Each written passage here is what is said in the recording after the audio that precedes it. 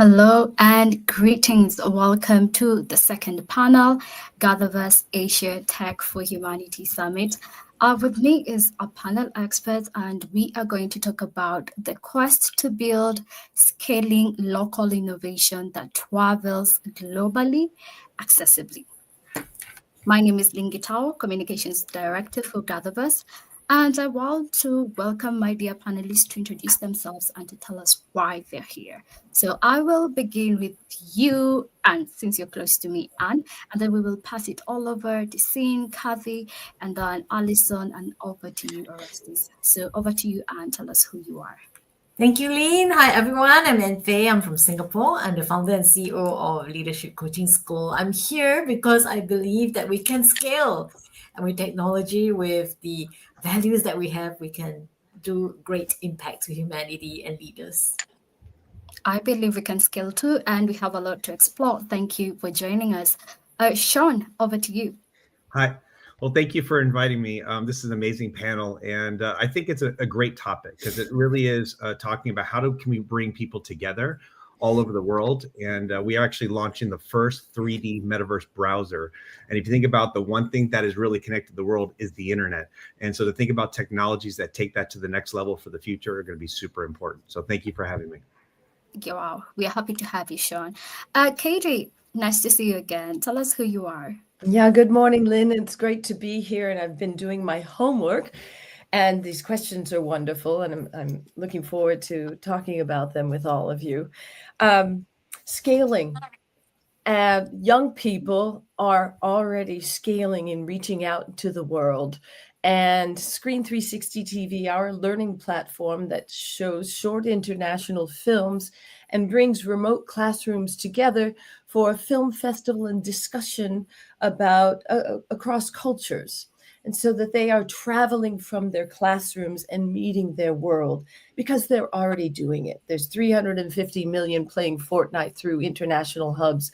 And young people want to meet their international peers, and Screen 360 TV is helping them do that. Wow, fantastic. We're going to look forward to hear more from you. Alison, it's amazing to see you once again. Tell us who you are. Hi, thank you so much for having me.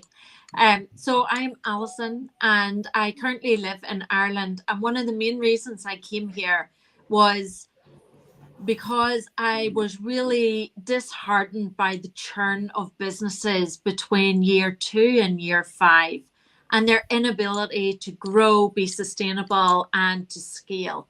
And that's something that I'm super, super passionate about, on supporting all sizes of business, but particularly the small and medium size, to really, how can they leverage the local knowledge, leverage diaspora, leverage government supports and organizations to bring their products or their services overseas, and how can they do that? So I'm really, really excited to this super strong panel that we have here today. Wow, thank you. Orestes, over to you. Yes, thank you very much. Good evening, good morning, and have a good afternoon in all the parts of the world, wherever you are. So my name is Orestes. I'm the CEO and founder of a company located in the Netherlands at Wageningen. It's called GatherVerse, and we are developing the next generation of internet services and metaverse services for a cross variety of sectors, agriculture, healthcare, education, art, and all the multidisciplinary approaches that are taken from our company. They're trying to put into this collaborative effort of making the next generation of internet, which is called metaverse. Wow, we're happy to have you here. So from what I've understood from all of you, we're here to talk about scaling. It's a very interesting topic, and our audience, please feel free to engage. And the panelists, shall we begin? All right. We're good. Now, Anne, I'm coming to you on this, and anyone can chime in as well. What does scalability truly mean when scaling solutions beyond the place of origin? I want to hear from you. Over to you, Anne. Your mic. Yes. Sorry. Okay, great. Well, I think... Okay, great. I think accessibility is not just about product and the price. So in my line of work, in technology as well as also in the environment, we think that accessibility is also about assessing languages, culture, and different ways of life. And the digital access is one very quick way to scale. And I believe that, currently we have a lot of AI powered translation. So I could literally put my image and video and start speaking German. But what doesn't quite come across sometimes is the cultural nuances. So for example, I have a client who's from Chile, and he's really a warm guy. And when he starts to like somebody as a buddy and a friend, you can actually start calling someone, hey, you're a fatty. And it's a term of affection like Mia Goro, or a Chinese person, hey, China, come here. But for another culture, they're like, hey, that's really rude, that's body shaming. So I think that accessibility piece is what we can actually adjust, so that we are able to come across with our unique culture, our unique offering, and yet be able to gain the respect and support across the globe. Yeah. Anna, was listening to you and I got triggered to ask something, and I'm gonna ask everyone actually. What is accessibility to you? Sean, what is accessibility to you? Katie, what is accessibility to you? I want to hear from you. What is accessibility? Sean? Sure. Please, Catherine, why don't you go first? Okay. Well, for Screen 360 TV, we're showing international films, so there are subtitles. There are always subtitles, so there's access to learning 2 languages. It's so important, and I recall my Stanford professor saying that of cognitive development, saying that the best gift you can give a child is a second language. And my research showed that if you have a second language, a third and a fourth are that much easier to build upon. And reading subtitles, hearing other languages, being in the middle of JFK Airport and hearing the swirl of languages is rich, and it's not confusing for a young person.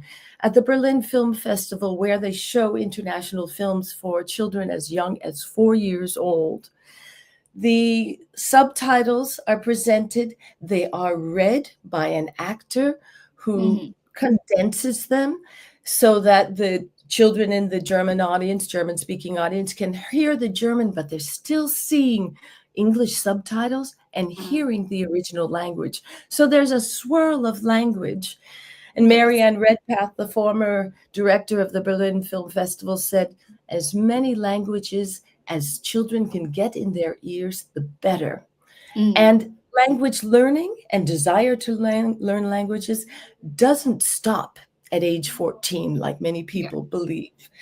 Right. It is a desire. Duolingo is a wonderful tool for 15-minute lessons each day. And when I taught German, I have basic German, but starting to put a layer of language on your mind, on your brain, in your creating a neural pathway.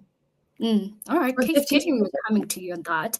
And what I'm getting from you is accessibility to you is access to language, right? Yes. And we're coming to you on that. Sean, what is accessibility to you? And then I'm coming to you, Alison, then Orestes. Yeah, I think accessibility spans a lot of categories. I think if you think about it, from devices, it's from ages, it's from cost or social economic aspect. I think it's the ability to be able to participate no matter what your current situation is, wherever you're at in the world, whether that is language, whether that's what you can afford.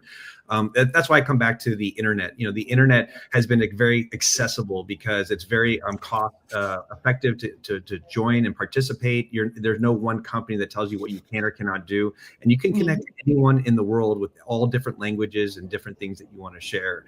I think the idea of the metaverse or the next 3D internet or the spatial internet, as other people, there's a lot of terminology out there, but it's really just taking it to the next level. Instead of participating in chat rooms or forums on a 2D website, you're gonna be able to join people in the real world no matter where you're at. So imagine putting a VR headset on and joining someone in the real world with their AR glasses, and you're going to be able to actually share things as if you were there in real life. And I think that's going to bring everyone together in a way that I think is hard to understand or comprehend. All right, Sean, what I'm getting from you is an advanced internet where everyone can get access to it. But I'm coming to you on the metaverse. Hold on. Alison, what is accessibility to you? Yeah, I think Sean definitely hit on a few like really key points here. And I think accessibility is the ability for everyone to participate. And I think that, you know, I was at a financial conference recently, and one of the speakers was in a wheelchair and was blind.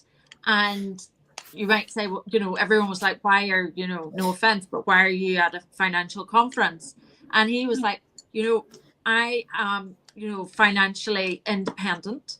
He's like, I have a bank card, but not all the banks have the keypad where the numbers are in the same order. And so that was actually limiting him from being able to transact at that bank kiosk. Some of them were at different heights. Some of them you have to press the screen and you have to know. Some of them have audio and some of them don't. And it's just when we're in this digital world and where we're in a digital first, and you know, the Gen Z and Gen Alpha are Gen first generations, it's just accessibility for me is highlighting people's differing abilities so that they don't become limiting factors. And so for me, that's what accessibility is. It's that building for everyone so everyone can participate if they want to. That is well said.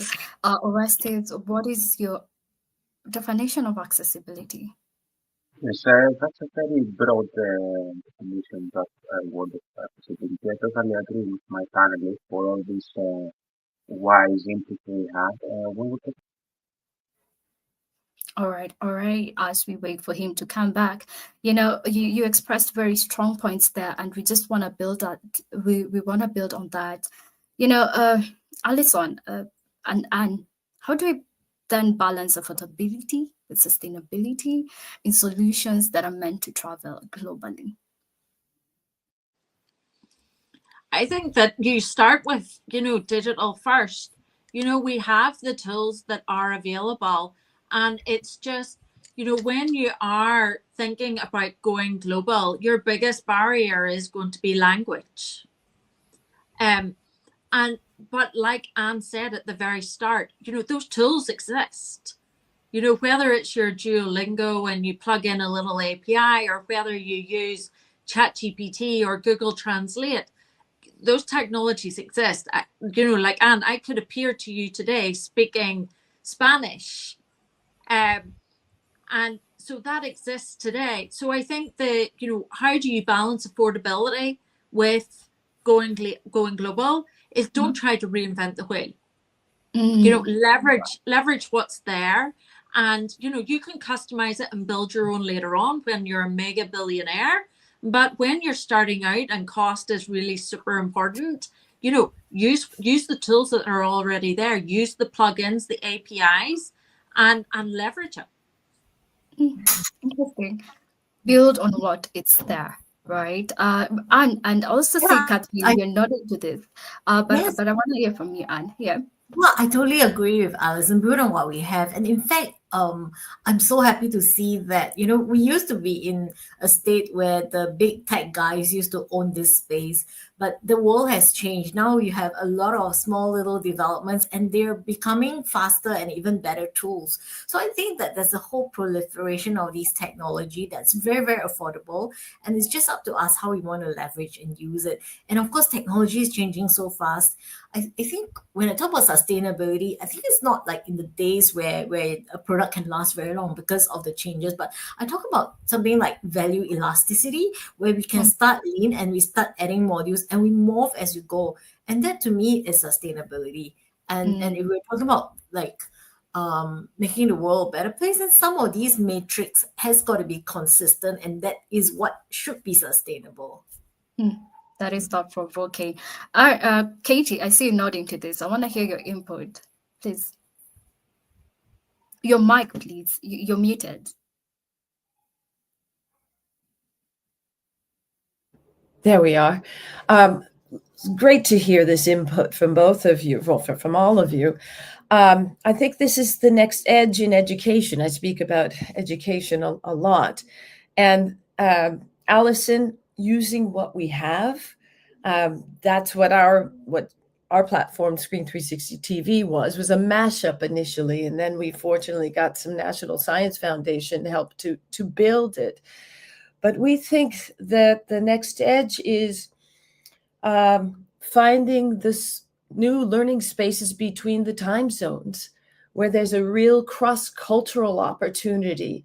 And in that opportunity is an opportunity to exchange empathy and building empathetic connections globally, so that even the next step from a conversation is collaboration, so that these students then, when they form their project groups, are reaching beyond borders and accessing insights globally and addressing global issues at a much earlier age. And we might see those solutions to the Sustainable Development Goals, for instance, a lot sooner, because we have young people working on them. And I've seen some programs where they already are working on them as early as high school and middle school, in fact. Thank you so much for that. You know, Sean, this is where I'm bringing you in when it comes to infrastructure. And just to add on the former discussion, we've talked about sustainability, we've talked about accessibility, but there's an equation of infrastructure. What kind of infrastructure and systems are needed to make global scaling possible? Sean, over to you, and I'll come to you, Orestes. Welcome back again. Yeah, Sean. Well, I'll actually be able to answer the question before and this one in kind of the same answer. I think it's a technical innovation, I think, is super important. As we learn to do new technologies and do them better, cheaper, faster, it starts making things more accessible for the world. The biggest challenge with 3D, experiences is extremely expensive to connect people all over the world. And that's why you're beholden to companies like Roblox or Meta Horizons, or other companies that have built platforms, is because they build all the servers, which is extensible.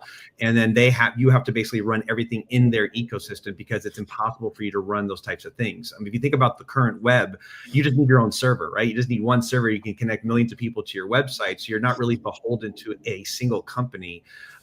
So on the tech innovation side, we've actually solved one of the hardest software problems in the world, which is how to actually scale people in applications, in any real-time application. And we're able to do it 1,000 times more productive and faster and less hardware. So think about, instead of using 1,000 servers in a data center, we're able to do the same thing with one server. And so now we can actually give away the ability for people to build their own metaverse server and connect it to the world and have people interact with whatever experience that they want to build.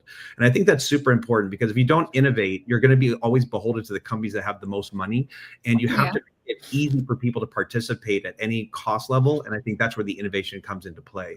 And so that's kind of what we're excited to share. Oh, that's amazing.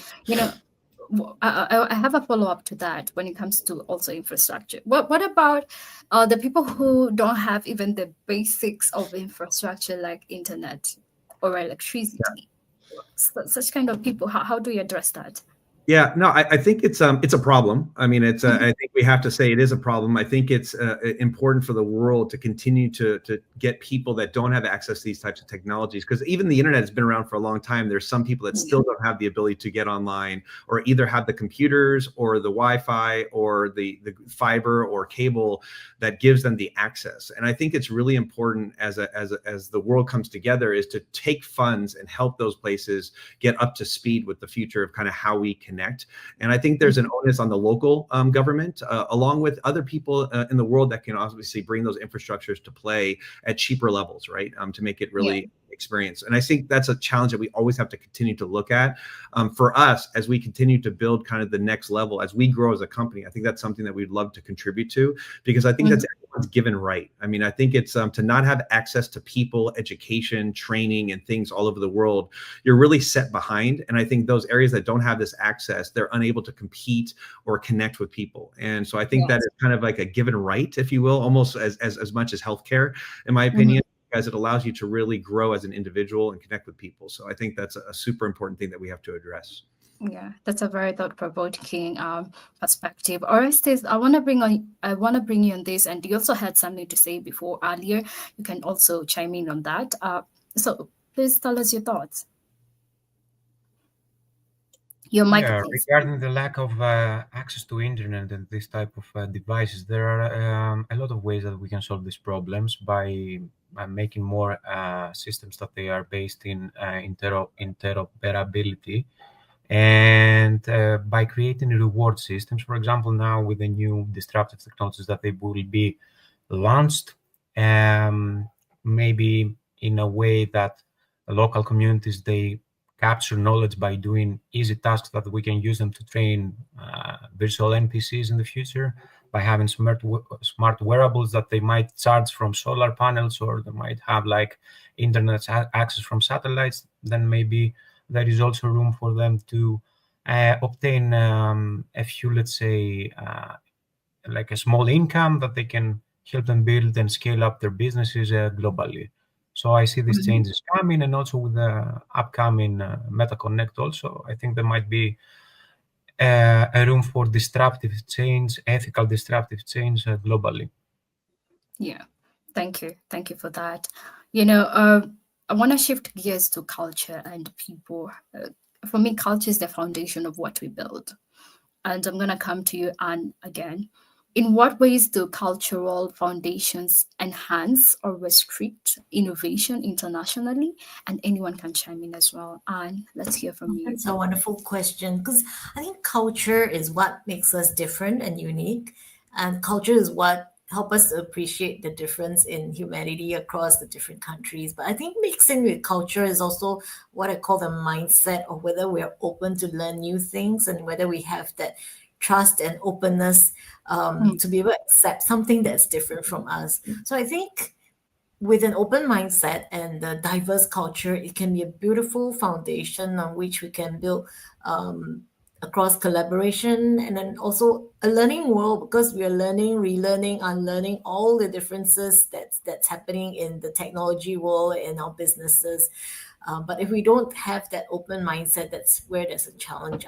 I recently came back from Kazakhstan, where I shared with the local companies and universities about leadership. And I found that we have very, very common themes. So regardless of how developed the country is, there's this yearn to learn, to improve, and to progress. And I think that is what drives us. That is a very basic progression that all of us have. And if we can unite on those points, I think we can definitely, leverage culture and open mindset to grow together.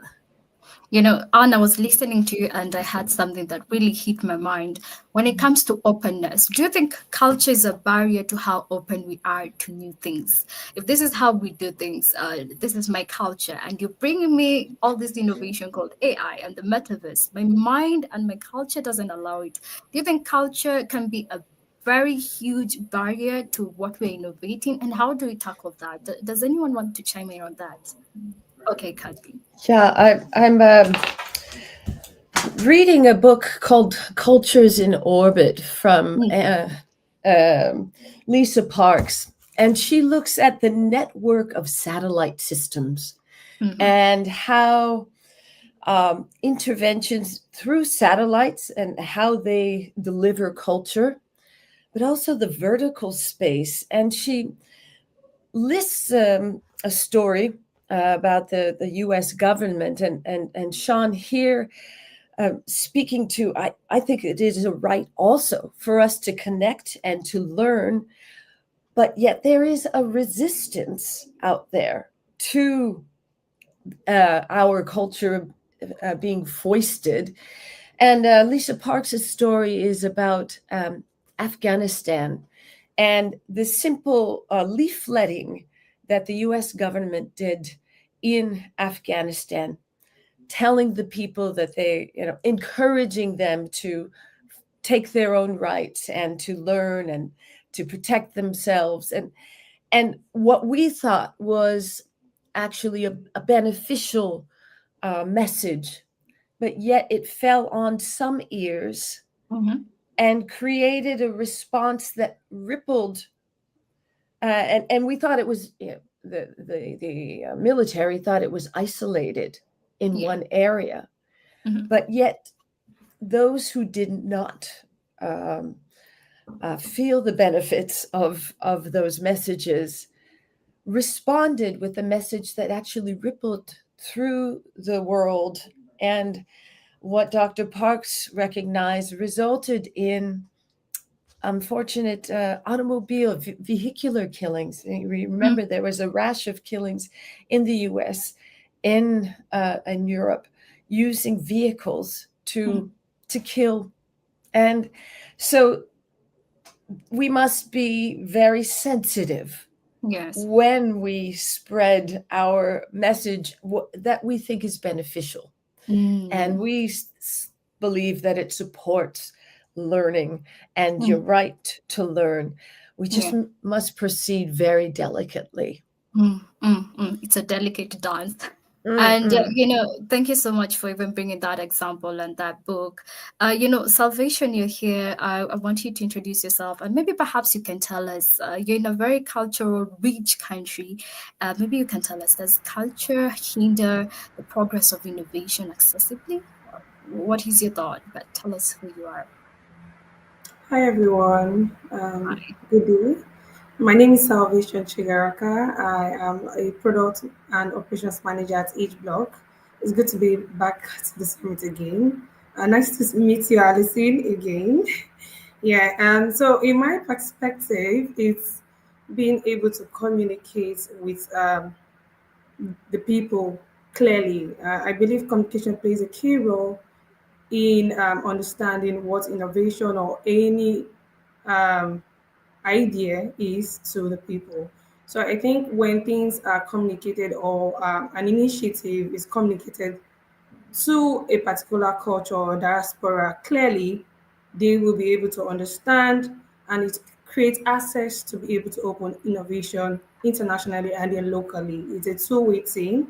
So communication plays a key role. A clear communication plays a key role in that angle. Yeah, thank you for highlighting that. With all those insights in mind, let's go to partnerships and how we're going to make this happen. And I'm coming to you, Alison. What partnerships, regional or global, can most accelerate the journey from a local idea to a global adoption? Yeah, and that's a great question, and one that I've been having recently with a number of companies and panels that I've been on. And I think that one of the biggest pieces,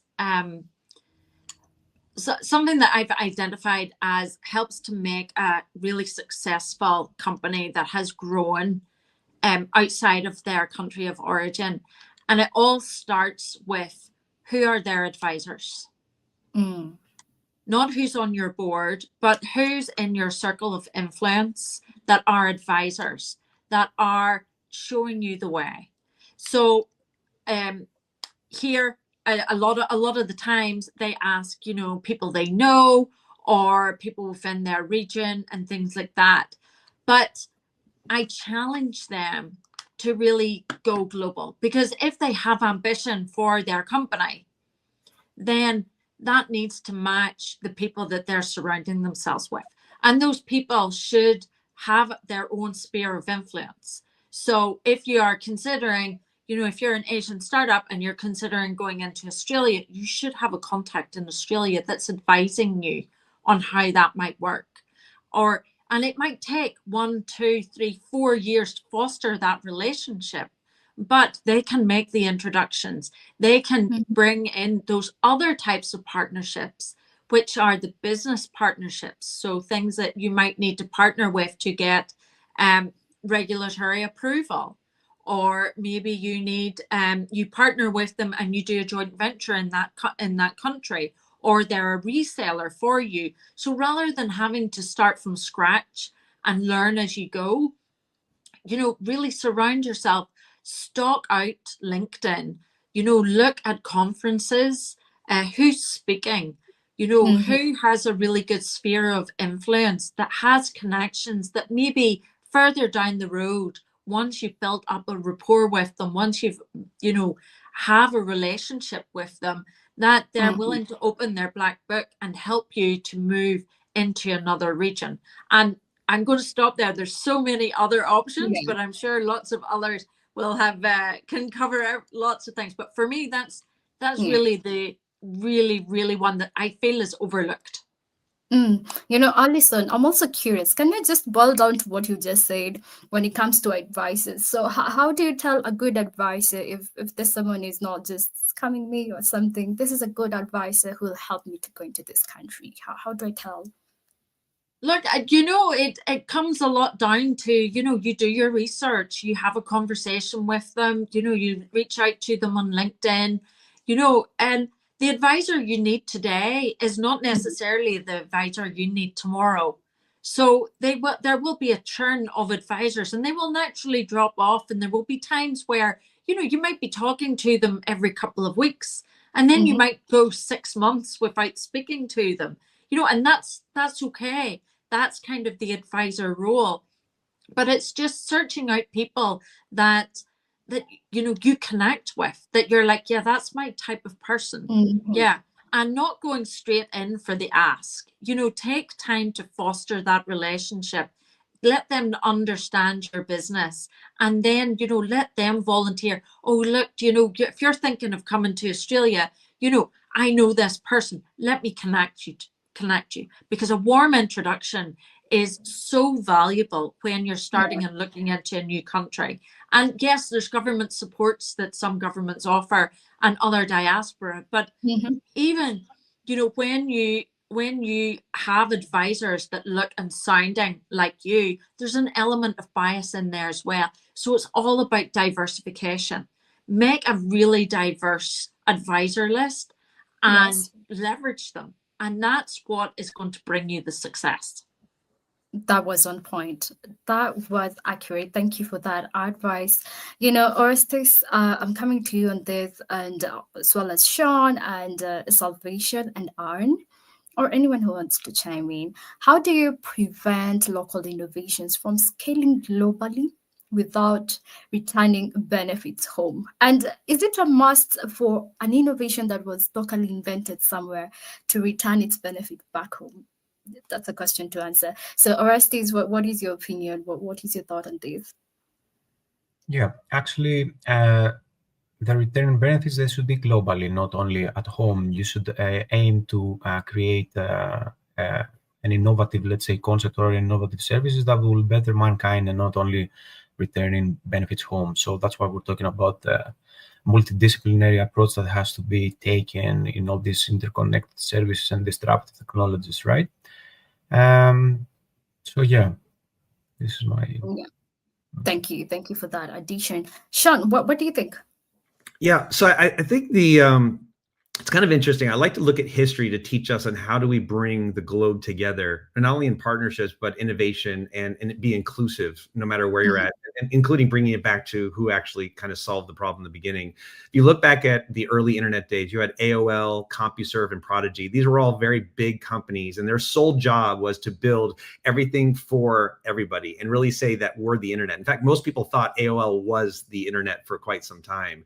And it wasn't until a browser was created that created a massive open ecosystem where every single person, company, government can get involved and participate in this massive open ecosystem that we enjoy today. And it's called the World Wide Web.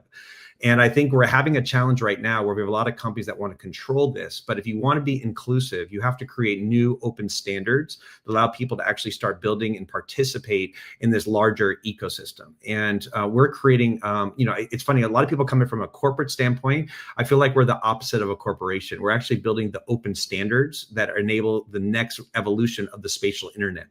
And what people don't realize is there's going to be one of the biggest software changes that the world has ever seen. Everything's going to move from web infrastructure to spatial infrastructure. And the question is, and the question of the day is actually, do we want a closed or an open ecosystem? And if we want an open ecosystem, everyone has to come together, because it's not one company that's going to build it. One company can start the ideas, they can create some of the technologies, but it's going to take an army or a community to come together and say, hey, all the future of AI, everyone needs to be able to participate, not just one company. Because if we're stuck inside of a single platform like a Meta or an Apple, and we have to use just their AI, we're not going to have the freedom to have a solution built by somebody else in some other country or some individual that built something better. And I think if you don't create the tools to allow everyone to participate, to be a part of that open ecosystem, I think we're going to fail. And I think that's a super important thing to solve for. That's an interesting view. Anne, do you have another layer to that? Do you want to chime in on this? Well, I think that the whole technology that developed through history was about how we build open source. I think what Sean was really talking about is where everyone has a part to play in building the technology. And when that happens, it truly becomes a global platform. So I guess I question whether do we really need to bring benefits back home? Is that something that is necessary? Because if we have a vision or a value or building towards global objectives or advancement or peace or harmony, then it is something that is a common good that all of us can work towards. But of course, I know that many of us have got home countries and people that we're more comfortable with, and we want to give back because these are the communities that fed us and help us grow. And there's some level of give back. But I think that it doesn't have to restrict just to having the give back to your home country or home community. Yeah, I think the world is a lot bigger than that, and we can extend our eyesight and our heart accordingly. Yeah. Kathy, okay. I'd love to build on that just very briefly. We have to design for reciprocation. Supply chains, building something, putting it out in a new country, in another country. Does it allow for those recipients of the service to look back into our culture? I think of Sesame Street. Sesame Street is wonderful, and the Muppets have gone around the world. They've gone into war zones and done wonderful things. But has it allowed the children in those areas to meet the children in the United States? And I think this is a little bit of the barrier that may be going up a little bit more again now, that we need to leave permeable. And so designing for reciprocation, allowing those that we reach out to outside of our borders to look inside our borders and to learn across those borders synchronously. That's a powerful takeaway. Salvation, I want to bring you on this because I feel like this diaspora thing, homecoming, is still something to discuss on. And what role can diaspora communities play in amplifying homegrown innovations? What's your take? Yeah, thank you very much for that, Lane. I think in terms of contributing to the homegrown innovation, it's a lot, but I will just narrow down to the financial benefits, the social benefits, and the cultural benefits. Being in the diaspora, it's a whole lot of opportunities. The person in diaspora is in touch with a lot of people globally, and bringing that home, it can be a lot of benefits. And let me speak down here in Lagos, Nigeria, where we have lots of local startups, and most of our Nigerian brothers and sisters in diaspora have been helping bringing networks, funding opportunity, partnership opportunity from the diaspora down to Nigeria, and helping these local builders, forge ahead. And then in terms of social change, it also plays a role where they bring ideas from the diaspora community down to the local community, and it helps to shine the light on local building. And another thing I'm going to mention would be in terms of the cultural perspective. It's a mix when most Nigerians have left this local environment out of the Lagos Nigerian social climate and African climate. They are out there in contact with a lot of builders who think differently from how we think here down here. And it's a good blend when they bring their perspective down to the house. We're here in the hometown, And when we reflect on these things, it can also influence, although not originally changing our culture here, but also influence how we do things better. Yeah, that's my take. Yeah, I appreciate how you brought us into your world and how you operate then Legos, how people form the diaspora. I think it's also the same case for most of the countries and regions. When people go out there to explore the new opportunities, new education, they bring back the knowledge home. I totally agree with that. Let's go to the ethics side of things, and I'm coming to you, and Kathy, everyone. I want to hear the ethics sides of things from everyone. What ethical considerations arise when local innovations are commercialized globally? Over to you, Kathy, or we can start with you, Alison. I think I want to bring you Alison, then Orestes. Let me bring Alison, then Orestes, and then over to you. Yeah, I think when you start talking about ethics, I think it really comes down to what's the right thing to do. How can we treat people well? How can we make sure that the product that we're selling is made in an ethical way with fair working practices, with perhaps sustainably sourced or at least ethically sourced components, and that there's traceability. And I think when it comes down to ethics, it's around you as a business owner doing your best to do the right thing and taking responsibility for your supply chain. And I had this conversation just today around supply chain due diligence, and it's still such a murky water when you start looking at components for phones or electrical components. We're still unfortunately seeing the in the news about large international fashion shops sourcing clothes from sweatshops and things like that. So I think that if it happens to the big ones, when you are a smaller local business and you're growing, and perhaps you're from one of these regions where labor is cheap, it's all about making sure that the working conditions are the best that you can provide, that you're providing any staff with a fair working conditions, fair working pay, any medical support that you can afford to give them. And it's all about doing your best when you're going to go internationally, because there is going to become more and more scrutiny around supply chain due diligence. And I think that this is something that is going to be a challenge in certain regions to be able to do it perfectly.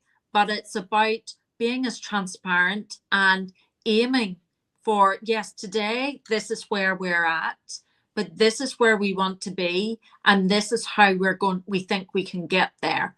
And that is a whole different conversation to, no, you can't come and visit my factory kind of scenario.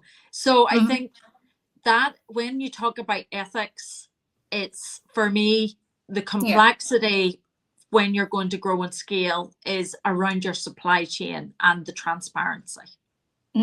Wonderful insight there. Orestes, over to you. I will be hearing from everyone about ethics. Orestes.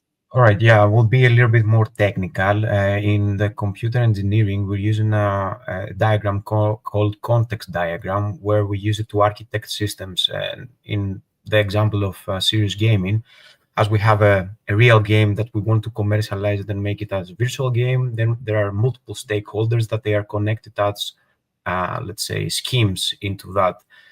This multidisciplinary approach that is taken in order to design that game. So when we're talking about the ethical considerations of making a game for young kids, then at the stakeholders, let's say that they are connected to this virtual circle of this hierarchy, there can be multiple stakeholders, from game designers, from institutions, from also child psychologists that they should be taken into consideration what are the ethical boundaries that have to be taken in order to have like a safe game that will teach kids how to behave, or how to communicate, or how to learn new skills, right? So we're talking about those all these boundaries that they are taken against the cultural, let's say, exploitation, how we can safeguard in young people minds, but also having an equal distribution of resources that they can be spent around these games, right? And simulations. All right. I totally agree with the multi-stakeholder approach to that. Kathy, I'm coming to you, and then Anne, and then Sean. But Kathy, what is your thought on ethics? Great conversation from all of you, talking about stakeholders and advisors. Allison, when you're building your company, or when you want to go into a new location, you have to research and test, and that takes time. You have to go there, immerse yourself, meet an advisor, bring that advisor onto your board, and research and test. Talk to the people, ask them if this is a need that they actually need, and dig to understand whether it's something that is very useful. And really, it has to be need-based, and then it has to be culturally based. And we, as coming from the West, coming from the US, we also have to consider what are the behaviors of colonization. And we have to really reflect on those when we're going out and bringing something potentially new, and also being available, being flexible, available to be changed. Yes. Gain some insight, and making sure that when there is a change in your delivery, give them the credit. Yes, I agree. I stand with the point where you say that is there a need for what you're innovating? Is there a need? Right? Yeah. It's my foundation for me. And what is your take then, Sean? And then we'll conclude with you, Salvation. I'm just wondering if it would help to have a global AI ethics framework that all of us can agree to, that would benefit everyone in terms of abiding by ethics, because if left to interpretation, it probably has different ethical standards. So it's almost like we need a common denominator to kind of like ensure that we don't have that digital colonization for using. You start the essay, Anne. You start the essay. Yeah, because we talk about things like fair pricing, sourcing, representation, and who do we need to protect? The more vulnerable members of society, whether it's the kids, the elderly, or more vulnerable minorities. So I kind of feel that we should come up with something like this that everyone can say, hey, this is the minimum bar we should all abide by. Yeah, so that's my point of view. Wonderful. Sean, over to you.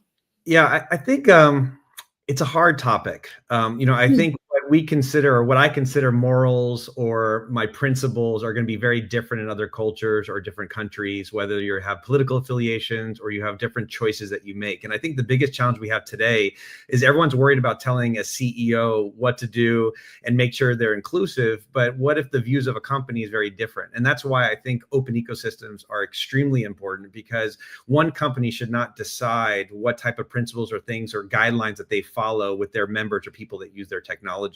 And when you create open standards, it allows globalization of those technologies, where each region can decide the type of ethics, and you allow kind of the marketplace to kind of manage. And if people are saying, look, I don't want this type of experience because it has security flaws or it doesn't follow the same morals and ethics, you have the choice to not go to those places. Think of it like common websites. I mean, I'm sure there's websites that I'm not going to visit because I don't appreciate the way the company runs their business. And so I'll go elsewhere. So I have that choice. choice. And I think when you have an open ecosystem, you don't have one company or one individual saying these are the morals and ethics that you need to follow or the guidelines. You basically create an opportunity where everyone can pick, their ethics, their morals, and then people can choose if they want to participate within those ecosystems. Because I think when we start trying to make choices, we can't understand each other's, location and the things that we deal with in each country. And I think you develop these different principles. Now, education does help. It gives more choices on the type of choices that we make within these ecosystems. But I think the marketplace has to be an open one where not one individual or one company makes those choices for all of us. I agree. Absolutely right. Salvation, as you close us off, you're chiming on that, what ethics means to you. And also, please help us understand, how do we protect intellectual property without limiting knowledge sharing globally? Salvation. Your mic, please. Okay. Yeah. In terms of ethics, I think almost everybody has said a lot of wonderful things to that topic. So I just have very little to chime in there. I will just say it's more about, like what Shen said, more about understanding the open market and how to, bring in those ethical values from these different regions into the product or into the innovation. Because he said, like, the company can't just decide what works globally. Yeah. So, then in terms of intellectual property, I'm not so much of a legal person, but I will use the knowledge of what I understand in the Web3 industry where I used to be. It's more of this common initiative where everybody tends to benefit from giving in the work, like the value of their work. The creator industry, where we usually say the proof of work, and we say, oh, what's your proof of work? And the proof of work helps in that angle. So I think the intellectual property will be able to protect global sharing in the angle where people's work is being recognized and rewarded without breaking the law or being outside the legal system. That's my take on that. I appreciate that. Dear panelists, we could have gone longer and longer. The discussions were very, very insightful. And thank you for sharing your time and your insights and your stories. They were really enlightening, right? And our dear audience, please follow these dear panelists. Their LinkedIn profile is just running down the screen, and you'll find them on our website. Thank you for spending time with us. Our gather for this panel was well. Thank you. To you, GatherVerse team. Thank you, Lynn. Did a great job. Yeah. Bye, y'all. Thank you all. You'll be hearing